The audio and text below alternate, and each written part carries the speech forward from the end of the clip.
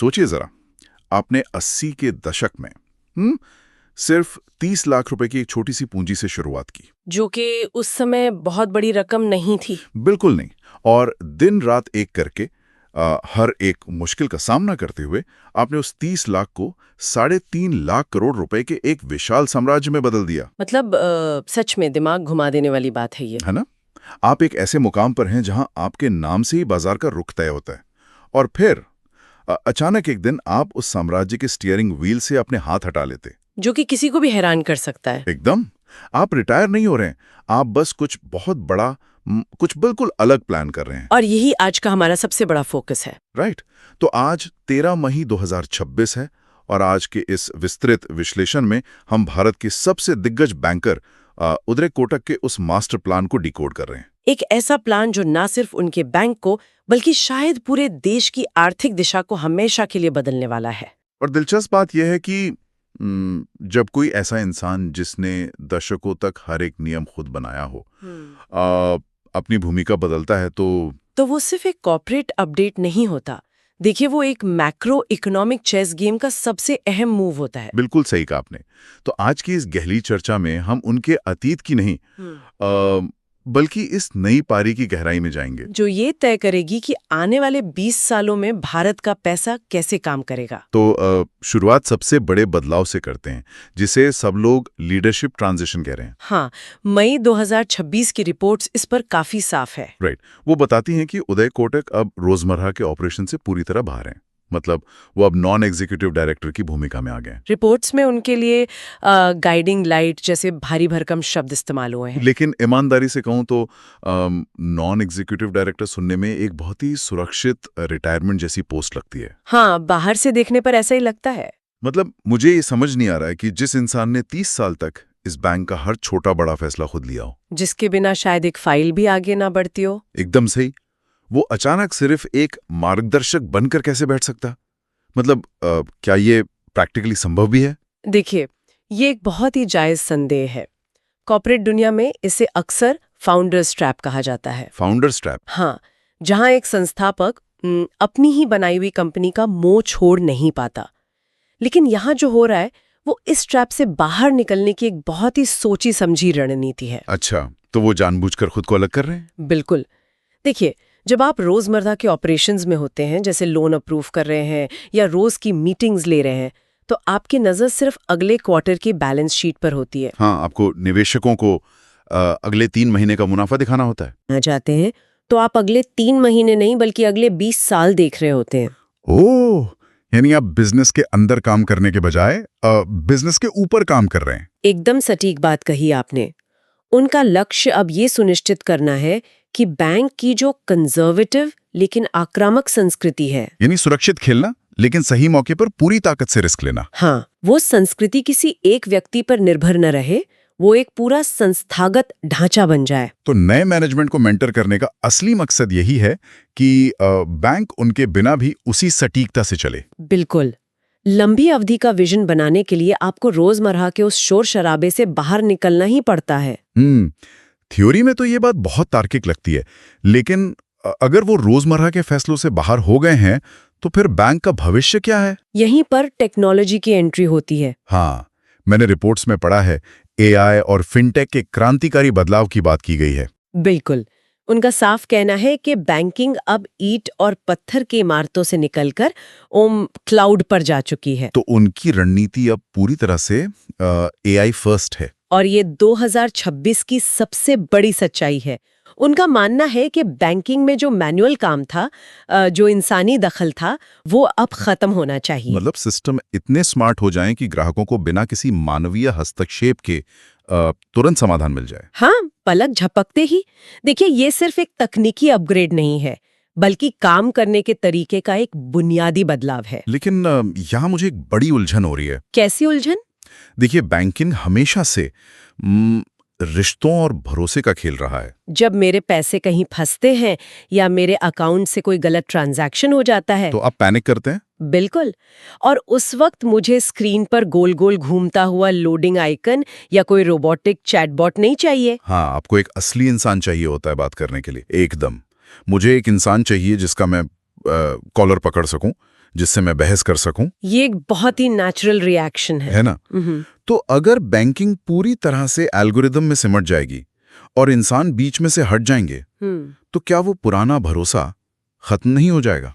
देखिए, ये मनोविज्ञान का एक बहुत ही क्लासिक सवाल है। हम इंसानों पर इसलिए भरोसा करते हैं क्योंकि हम उनमें अपनी छवि देखते हैं। राइट। लेकिन कोटक का जो ये AI फर्स्ट विजन है, वो इस बात पर आधारित है कि मशीन का काम संकट के समय इंसानों की जगह लेना नहीं है। तो फिर मशीन का काम क्या है? मशीन का काम उस संकट को पैदा ही ना होने देना है। ओह, मतलब संकट आने से पहले ही उसे जड़ से खत्म कर देना। बिल्कुल। जरा सोचिए, जब आप एक पारंपरिक बैंक में लोन के लिए अप्लाई करते हैं तो क्या होता है? फाइल एक डेस्क से दूसरी डेस्क तक जाती है, हफ्तों लग जाते हैं। हाँ, और वहाँ मानवीय पक्षपात की गुंजाइश भी होती है, गलतियों की गुंजाइश होती है। उस लंबे इंतजार और अनिश्चितता में आपका बैंक पर से भरोसा टूटता है। ये तो है, इंसान गलतियां करते हैं। अब AI की बात करते हैं।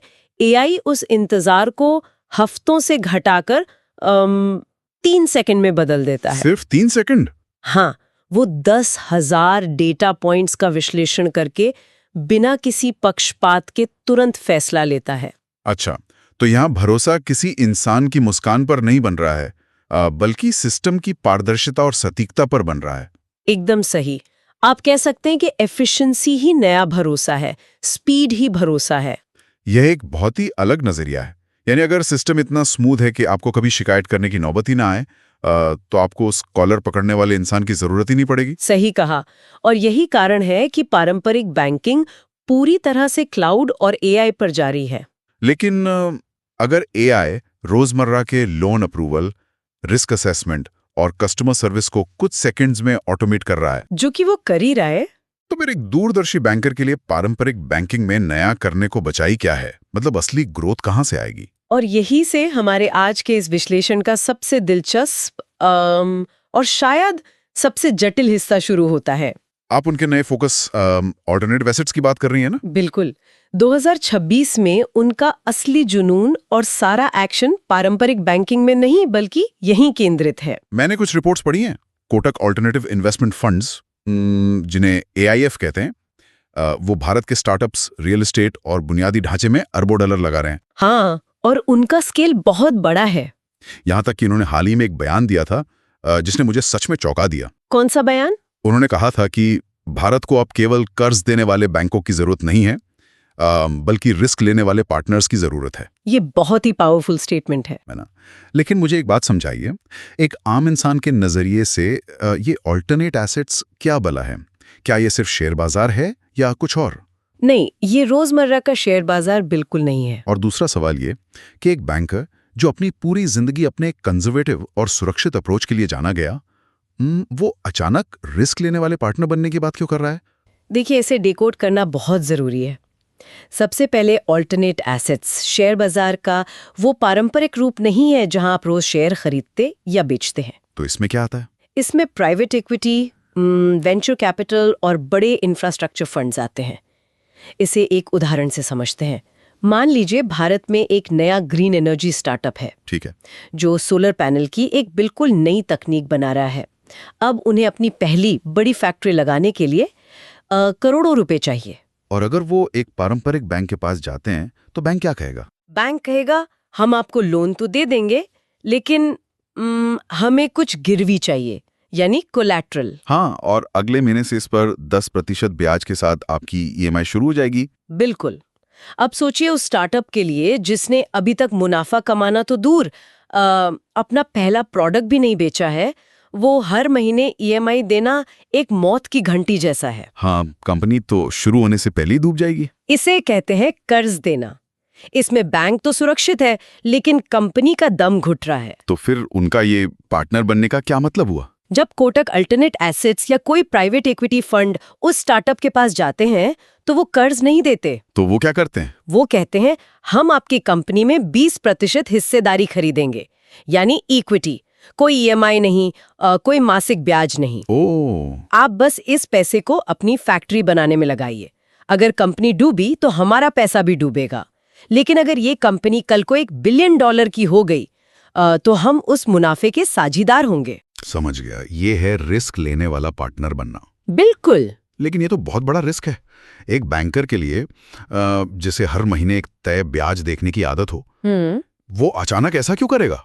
क्योंकि भारत की अर्थव्यवस्था इस वक्त एक ऐसे मोड़ पर है जहां केवल सुरक्षित कर्ज देने से काम नहीं चलेगा। मतलब हमें तेजी से ग्रो करना है। हाँ, इंफ्रास्ट्रक्चर के बड़े प्रोजेक्ट्स और भविष्य की तकनीकों को पनपने के लिए इस रिस्क कैपिटल या पेशेंस कैपिटल की जरूरत होती है। पेशेंस कैपिटल यानी धैर्यवान पूंजी। हाँ, जो 5-10 साल तक बिना रिटर्न की चिंता किए कंपनी के साथ खड़ी रह सके। और जहां तक उनके कंजर्वेटिव होने की बात है, वो कोई अंधे दाव नहीं लगा रहे हैं। अच्छा, तो वो रिस्क को मैनेज कैसे कर रहे हैं? वो कैलकुलेटेड रिस्क ले रहे हैं। उनकी टीम उस स्टार्टअप के हर एक यूनिट इकोनॉमिक्स का बहुत गहराई से विश्लेषण करने के बाद ही पैसा लगाती है। यानी वो कर्जदार बनाने की बजाय देश की ग्रोथ का सीधे हिस्सेदार बन रहे हैं। एकदम सही। लेकिन देखिए, ये इतना आसान नहीं है। कैलकुलेटेड रिस्क या इक्विटी में निवेश आप तभी कर सकते हैं जब जमीन मजबूत हो। हाँ, मैक्रो इकोनॉमी का सपोर्ट बहुत जरूरी है। बिल्कुल। एक अस्थिर अर्थव्यवस्था में तो कैलकुलेटेड रिस्क भी जुआ बन जाता है। तो 13 मई 2026 की स्थिति के अनुसार भारत के मैक्रो इकोनॉमिक हालात पर उनका क्या नजरिया है? उनका विश्लेषण ये है कि भारत इस समय एक बहुत ही आदर्श स्थिति में है। अर्थशास्त्र की भाषा में इसे समझाने के लिए कई जटिल टर्म्स इस्तेमाल होते हैं। लेकिन अगर हम इसे आसान भाषा में समझे तो? अगर हम इसे एक मैकेनिकल एनालॉजी से समझें तो भारतीय अर्थव्यवस्था इस वक्त एक हाईवे पर चल रही उस कार की तरह है जिसका इंजन क्रूज कंट्रोल पर सेट है। क्रूज कंट्रोल यानी ना तो आप एक्सेलरेटर को जमीन में दबा रहे हैं कि इंजन ओवरहीट होकर फट जाए, और ना ही आप बार बार ब्रेक लगा रहे हैं कि सफर ही रुक जाए। बहुत खूब। इंजन ओवरहीट होने का मतलब है बेकाबू महंगाई, जहां कीमतें इतनी बढ़ जाएं कि आम आदमी की कमर टूट जाए। हाँ, वो तो हमने कई देशों में देखा है। और ब्रेक लगाने का मतलब है गहरी मंदी, जहां फैक्ट्रियां बंद होने लगें और नौकरियां जाने लगें। कोटक का मानना है कि भारत इन दोनों अतियों के बीच एक बेहतरीन संतुलन बनाए हुए है। यानी विकास दर स्थिर है और महंगाई नियंत्रण में है। राइट, जिसे अर्थशास्त्री गोल्डीलॉक्स जोन भी कहते हैं। और इस क्रूज कंट्रोल को बनाए रखने के लिए उन्होंने 3 मुख्य स्तंभ बताए हैं। और वो 3 स्तंभ क्या हैं? पहला है चीन का विकल्प। मतलब दुनिया भर की ग्लोबल सप्लाई चेन जो खुद को चीन से अलग कर रही हैं। बिल्कुल। और 2026 में अपनी जनसांख्यिकी और नीतियों के कारण भारत इस बड़े बदलाव को कैप्चर करने के लिए सबसे बेहतर स्थिति में है। दुनिया को एक फैक्ट्री चाहिए और भारत वो फैक्ट्री बनने को तैयार है। एकदम सही। ये तो अवसर की बात हो गई। हाँ। दूसरा स्तंभ क्या है? दूसरा और सबसे अहम स्तंभ है घरेलू बचत का सही इस्तेमाल, यानी डोमेस्टिक सेविंग्स। अच्छा। उनका साफ मानना है कि भारतीयों का पैसा अब सिर्फ बैंक की एफडी या सोने में लॉक होकर नहीं रहना चाहिए। तो उसे कहाँ जाना चाहिए? उसे शेयर बाजार, म्यूचुअल फंड्स और उन प्रोडक्टिव एसेट्स में आना चाहिए जो असल में अर्थव्यवस्था को गति देते हैं। लेकिन रुकिए, यहीं पर उनका तीसरा स्तंभ आता है और मुझे इसमें एक बहुत बड़ा विरोधाभास नजर आता है। विरोधाभास? वो कैसे? उनका तीसरा स्तंभ है वित्तीय अनुशासन, यानी फाइनेंशियल डिसिप्लिन। वो कहते हैं कि निवेश में रिटर्न ऑन कैपिटल यानी मुनाफे से ज्यादा जरूरी रिटर्न ऑफ कैपिटल है। हाँ, यानी अपना मूलधन वापस पाना। राइट।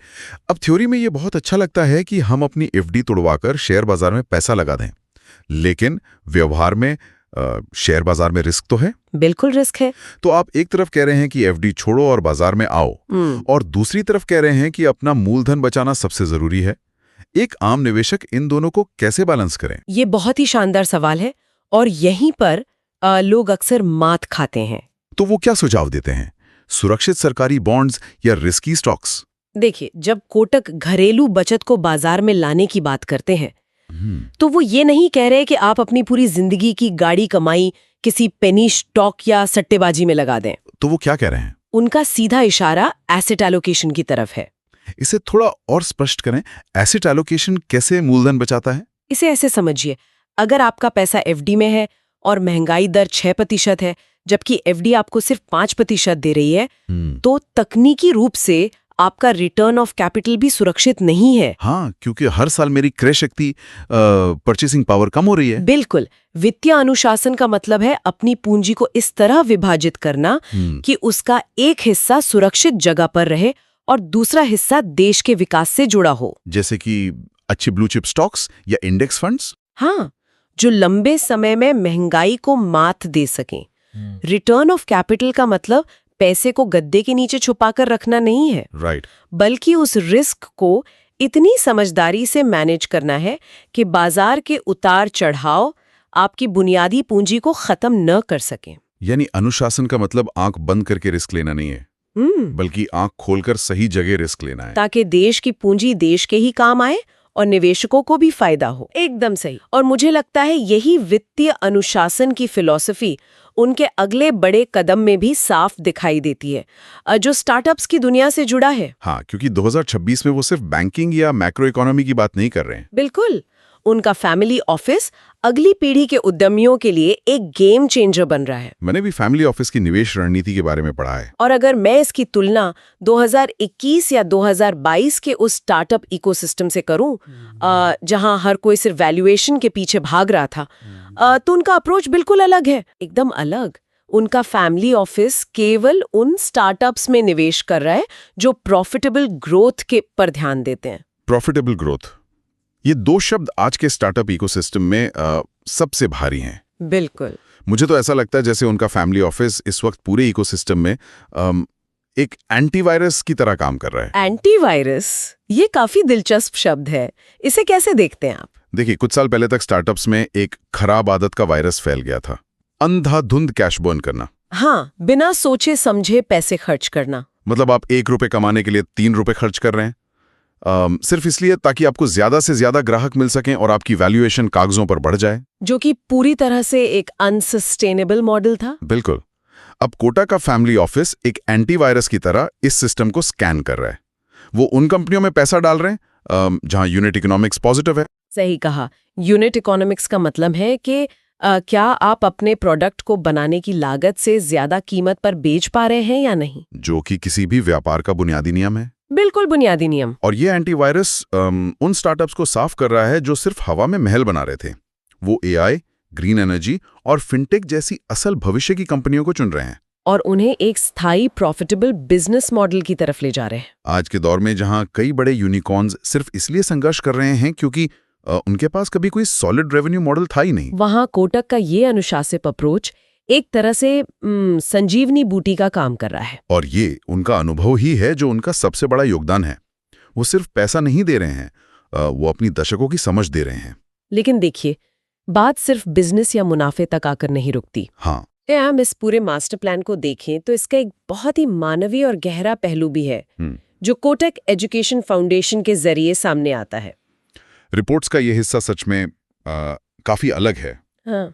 अक्सर हम वित्तीय चर्चाओं में समाज सेवा को बस एक बॉक्स टिक करने की तरह देखते हैं कि CSR कर दिया और हो गया। हाँ, लेकिन यहाँ ऐसा नहीं लगता। क्योंकि यहाँ ये कोई PR एक्सरसाइज नहीं है। ये उनकी उसी मैक्रो इकोनॉमिक सोच का एक विस्तार है। कैसे? फाउंडेशन के जरिए वो डिजिटल साक्षरता और समाज के सबसे निचले तबके के लिए स्किल डेवलपमेंट पर करोड़ों खर्च कर रहे हैं। मैंने उनका एक बहुत ही प्रभावशाली विचार पढ़ा था। उन्होंने कहा था, भारत की आबादी उसकी असली ताकत तभी है जब वो शिक्षित और कुशल हो। बिल्कुल। वरना वो एक डेमोग्राफिक डिविडेंड के बजाय एक डेमोग्राफिक डिजास्टर बन सकती है। एकदम सही बात है।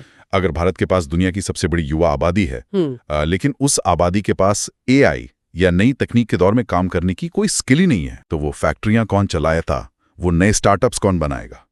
राइट। तो कोटक असल में भारत के भविष्य में 2 मोर्चों पर एक साथ लॉन्ग टर्म निवेश कर रहे हैं। अगर मैं इसे समराइज करूं, मेरा मतलब है, अगर मैं इसे संक्षेप में कहूं तो एक तरफ ऑल्टरनेट एसेट्स और फैमिली ऑफिस के जरिए वो देश की बिजनेस कैपिटल को अनुशासित और मजबूत कर रहे हैं। हाँ। और दूसरी तरफ एजुकेशन फाउंडेशन के जरिए वो देश की ह्यूमन कैपिटल को भविष्य के लिए तैयार कर रहे हैं। और इतिहास गवाह है कि जब किसी देश में ह्यूमन कैपिटल और बिजनेस कैपिटल का सही तालमेल बैठ जाता है, तो वो देश एक आर्थिक महाशक्ति बनने से नहीं रुक सकता। बिल्कुल। यही उदय कोटक की असली विरासत है। वो सिर्फ एक बैंक की बैलेंस शीट नहीं छोड़ रहे हैं, वो पूरे इकोसिस्टम का एक ब्लूप्रिंट छोड़ रहे हैं। तो आज 13 मई 2026 को इस पूरी तस्वीर को देखने के बाद हम क्या निष्कर्ष निकाल सकते हैं? यही कि ट्रांजिशन कैसे किया जाता है। हाँ, एक इंसान जिसने बिल डिस्काउंटिंग के एक छोटे से व्यवसाय से अपना सफर शुरू किया, अपनी ईमानदारी और धीमी लेकिन निरंतर चाल के मंत्र से देश का सबसे अमीर बैंकर बना। और अब जब वो उस शिखर पर है तो उसने अपनी कुर्सी छोड़ दी है ताकि वो एक नया गेम खेल सके। ये ट्रांजिशन हमें एक बहुत बड़ा सबक देता है। जब आप शीर्ष पर होते हैं तो आपकी सफलता इस बात से तय नहीं होती कि आप कितनी मजबूती से अपनी कुर्सी पकड़कर बैठे हैं। सही कहा। बल्कि इस बात से तय होती है कि आप उस कुर्सी को छोड़ने के बाद सिस्टम को कितना मजबूत छोड़कर जाते हैं। और ये भी कि भविष्य के लिए आपको अपनी ही बनाई हुई सफलताओं को पीछे छोड़ना पड़ता है। बिल्कुल, पारंपरिक बैंकिंग से निकलकर ऑल्टरनेट एसेट्स की दुनिया में जाना और एक कंजर्वेटिव बैंकर से रिस्क टेकिंग पार्टनर बनना इसी बात का प्रमाण है। एकदम। लेकिन जाने से पहले आज की इन तमाम गहराइयों को खंगालने के बाद मेरे दिमाग में एक ऐसा सवाल गूंज रहा है जो मुझे लगता है कि हर श्रोता को सोचने पर मजबूर कर देगा। अच्छा, वो क्या है? आज हमने विस्तार से चर्चा की कि कैसे रोजमर्रा की बैंकिंग पूरी तरह से क्लाउड और एआई एल्गोरिथम पर शिफ्ट हो रही है, जो इंसानी दखल के बिना सेकंड्स में काम कर रही है। हाँ, ये तो हो ही रहा है। और दूसरी तरफ हमने देखा कि असली आर्थिक ग्रोथ, असली मुनाफा और इनोवेशन अब पारंपरिक लोन में नहीं बल्कि प्राइवेट इक्विटी और ऑल्टरनेट एसेट्स में है। राइट। तो सोचने वाली बात यह है कि अगर एआई हमारे रूटीन ट्रांजैक्शंस को ऑटोमेट कर दे और ऑल्टरनेट फंड्स बड़े बिजनेस और स्टार्टअप्स की वित्तीय जरूरतें पूरी कर दें, तो क्या? तो अगले 20 सालों में क्या हमें पारंपरिक बैंकों की बिल्कुल भी जरूरत पड़ेगी? क्या बैंक नाम की संस्थाओं का अस्तित्व भी खतरे में नहीं है? या फिर आने वाले समय में दुनिया सिर्फ बिना चेहरे वाले एआई एल्गोरिदम और बड़े रिस्क टेकिंग पार्टनर्स के जरिए ही चलेगी?